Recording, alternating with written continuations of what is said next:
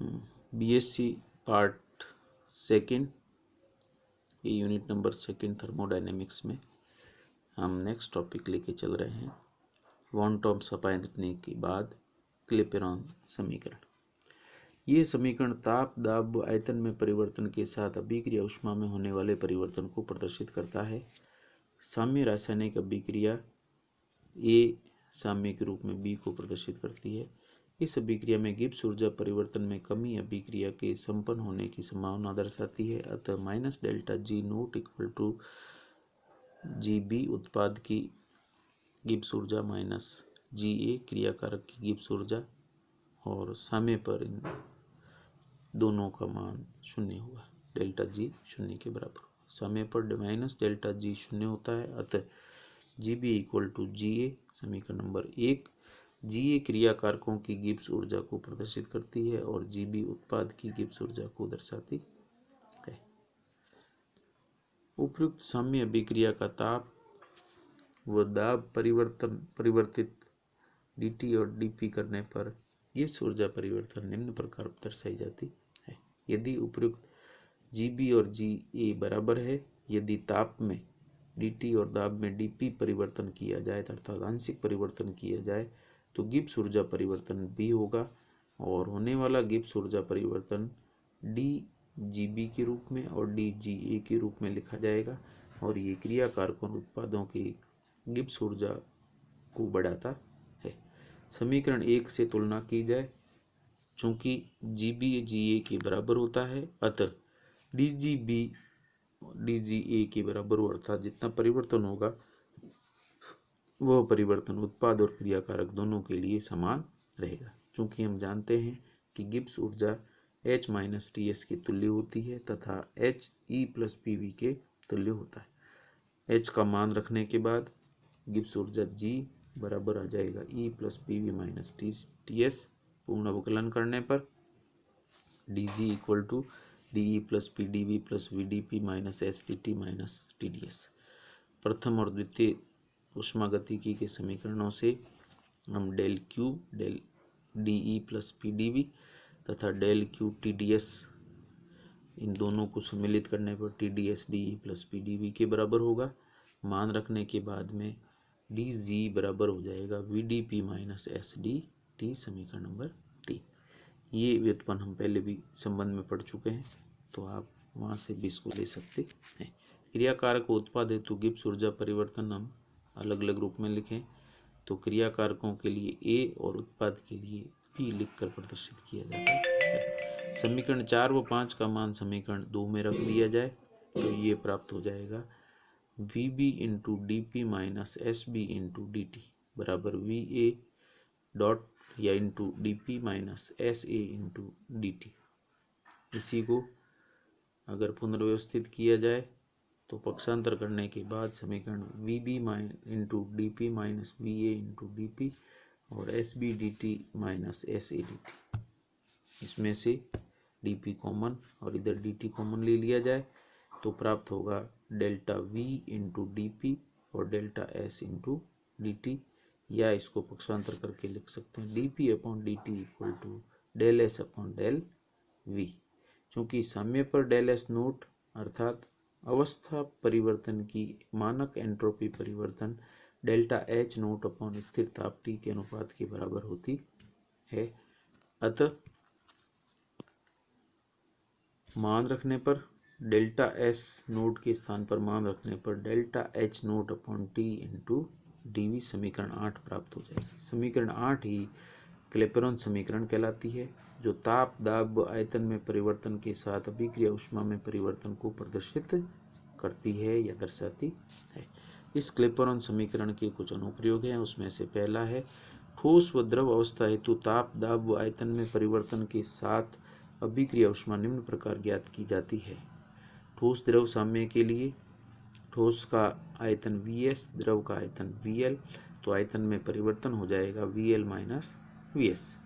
अतः dP upon dt equal to हो जाएगा delta H naught upon T। Delta V के स्थान पर हम Vl माइनस Vs लिखते हैं, लिक्विड और S के लिए लिक्विड, L का मतलब लिक्विड और S का अर्थ है ठोस, दोनों के आयतन में अंतर के लिए। और अगर जल प्रदर्शित किया गया हो तो जल के लिए ठोस का आयतन द्रव के आयतन से अधिक होता है, ये आपको ध्यान में रखना है। सामान्य सभी द्रवों के लिए द्रव का आयतन ठोस से अधिक रहता है, लेकिन जल के लिए ठोस का आयतन द्रव से अधिक रहता है, तो ये आपको ध्यान में रखना है। प्रश्न में दिया गया हो तो आपको इस रूप में ही लिखना है। दूसरा अनुप्रयोग है द्रव व गैस या वाष्प के साम्य हेतु भी ये समीकरण हम काम में क्लैपेरॉन समीकरण काम में ले सकते हैं, जिसमें द्रव गैस साम्य के लिए द्रव का आयतन VL और गैस या वाष्प का आयतन VG या VV होता है, तो उनमें परिवर्तन VG माइनस VL के रूप में मान समीकरण में रख दिया जाए तो dP/dt equal to del H naught upon T into VG minus VL के रूप में, अर्थात इस साम्य के लिए भी अभिक्रिया एंथैल्पी परिवर्तन डेल्टा H नोट आयतन में परिवर्तन के अनुसार ज्ञात कर सकते हैं।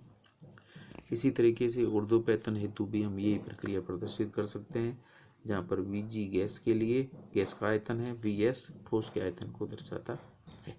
इसी का दूसरा व्युत्पन्न है क्लॉसियस क्लैपेरॉन समीकरण। अधिकतर यह समीकरण प्रयुक्त की जाती है। वॉन-टॉप समायतने की तरह की समीकरण प्राप्त होगी, जिसको हम क्लॉसियस क्लैपेरॉन समीकरण कहते हैं। द्रव वाष्प साम्य पर क्लैपेरॉन समीकरण परिवर्तित होकर क्लॉसियस क्लैपेरॉन समीकरण का निर्माण करती है। परिवर्तन हेतु निम्न दो बिंदुओं का पालन करते हैं। पहला है सामान्य वाष्प का आयतन द्रव के आयतन की तुलना में अति उच्च है, अतः इसका अंतर वाष्प के आयतन के तुल्य माना जाता है। तो पहला आपको यह शर्त याद रखनी है और इसी को हम मान करके इसको व्युत्पन्न करते हैं। दूसरा है वाष्प आदर्श व्यवहार दर्शाती है, अर्थात जो वाष्प हम यूज कर रहे हैं उस वाष्प के अणु आदर्श गैस की तरह व्यवहार प्रदर्शित करते हैं, तभी ये समीकरण व्युत्पन्न होगी। द्रव वाष्प साम्य के लिए आयतन VL और आयतन VV वाष्प का आयतन। 1 मोल H2O के लिए द्रव अवस्था में आयतन 18 ml होता है, लेकिन वाष्प अवस्था में 1 मोल H2O का आयतन 22,700 ml के बराबर होता है, जिसमें हम एक बार दाब किस टाइम या दाब पर आयतन प्रदर्शित करते हैं तो 22,700 ml प्राप्त होगा, अर्थात दोनों में बहुत अधिक अंतर है। इसलिए डेल्टा VV माइनस VL में VL लगभग नगण्य मान करके आयतन में परिवर्तन VV के रूप में लिखा जाता है। मान क्लॉसियस समीकरण में रख दिए जाएं तो ये क्लॉसियस समीकरण परिवर्तित हो जाती है। VV माइनस VL के स्थान पर केवल वाष्प के आयतन को प्रदर्शित करेगी, जिसको VV लिखा गया है। वाष्प आदर्श व्यवहार दर्शाती है, अतः यह आदर्श गैस समीकरण का पालन करेगी, जहाँ पर PV इक्वल टू RT होता है और VV गैस या वाष्प के आयतन को दर्शाता है, जिसका मान RT अपॉन P के रूप में आएगा। जहाँ पर VV का मान उपयुक्त समीकरण में रख दिया जाए तो VV के स्थान पर RT अपॉन P, जिसमें P ऊपर आ जाए तो समीकरण नंबर 3 प्राप्त होगी। dP/dt equal to delta H naught upon T into P upon RT, समीकरण नंबर 3।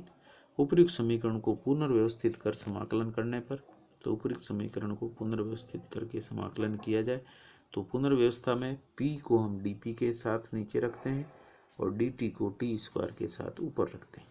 समाकलन करने पर प्राप्त होगा ln P2 अपॉन P1 बराबर delta H naught upon R constant है, और इसका समाकलन किया जाए तो 1 upon T1 minus 1 upon T2 के रूप में लिखा जाता है। समीकरण नंबर हो जाएगी 4, और इस समीकरण 4 को हम 4 में उपस्थित नेचुरल लॉग या प्राकृतिक लॉग की जगह 10 आधार का लॉग प्रदर्शित करें तो 2.303 से गुणा किया जाता है, और उसी को 2.303 जो लॉग के साथ गुणा है उसको भाग में दाईं ओर पक्षांतर किया गया है, तो समीकरण प्राप्त होगी log P2 upon P1 equal to delta H naught upon 2.303 into 1 upon T1 minus 1 upon T2, समीकरण नंबर 5। और ये सेम समीकरण हम पहले पढ़ चुके हैं साम्य स्थिरांक के रूप में log K equilibrium 2 upon K equilibrium 1 के रूप में भी प्रदर्शित किया जा चुका है।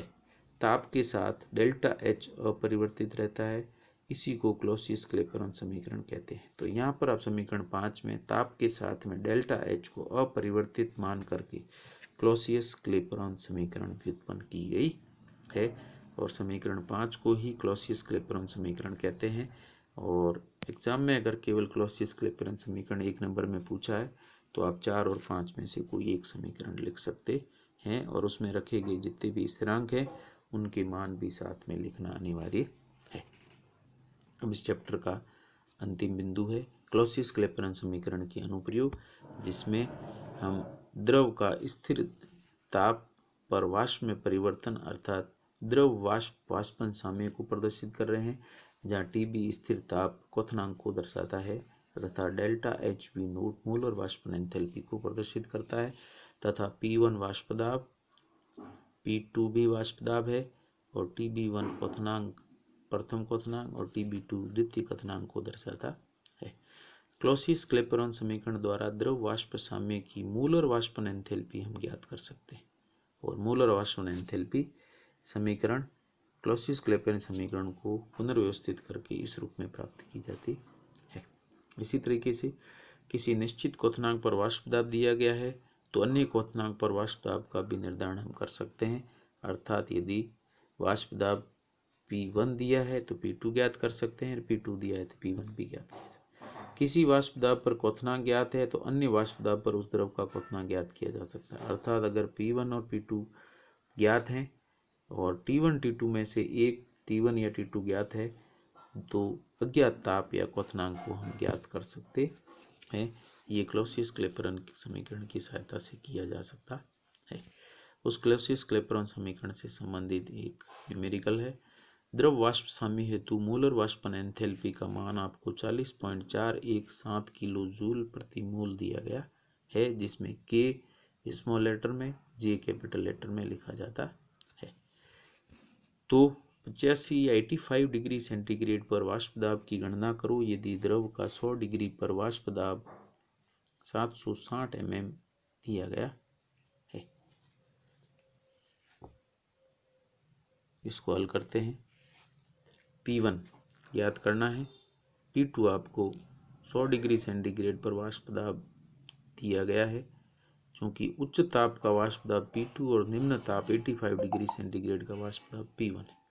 इसमें T1 का मान केल्विन में परिवर्तित करने के लिए 273 जोड़कर और T2 का मान केल्विन में परिवर्तित करने के लिए 273 जोड़कर प्रदर्शित किया गया है।